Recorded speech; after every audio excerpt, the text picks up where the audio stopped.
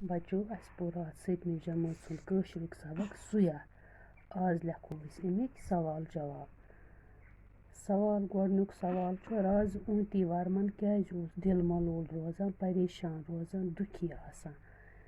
तिक्याज प्रत worry width आब हुरान, हद खोत ज्यादा सहलाब यिवान तो प्रत तरफ तबाही करान। तवे राज ऊंती वर्मन रोजान दिल मलोल। दोयम सवाल गो सहलाबो सत क्या नुकसान लूकन वातान। सहलाबो सत फसलन, मालस, जायदादस, लरन लर गई मकान नुकसान वातान तो बे चारों ते मरान तो द्राग वथान। खेन चन खतर लूकन आसान कहें ते। दपान सवालन हंद जवाब बूजित क्या वोन राजन सुयाहस।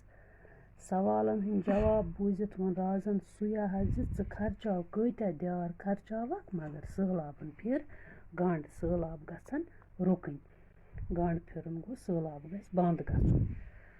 सुयाहन क्याज छक द्यार वेथ मज। दपान सुयाहन क्याज छकम पोंस द्यार गई पोंस तम क्या दीतुम वेथ मज दरियावस मज दरित।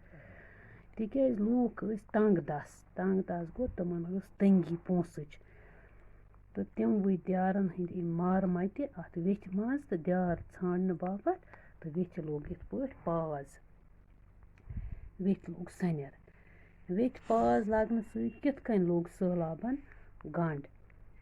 वेथ मज जुस वंस वादो पे मलबा सम्यामुत सह खोलुक लूको बठन पे। कम बापत कित पे खोलुक बठन पे तुम अत मज षांडान पोंस।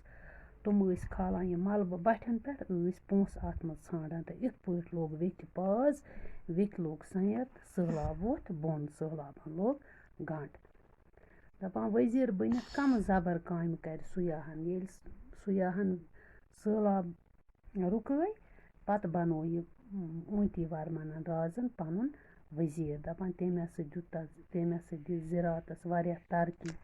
लक्चि बज कॉल खन्नावन। गैर आबाद ज़मीन बेबाव ज़मीन यथ पे फसल बनान कह सह बनो तम फसल वोपदावनस लायक तो वेथ तो बजन बजन कॉलन पाज करनावान सनर देनावान यह मलबा हेर खालनावान।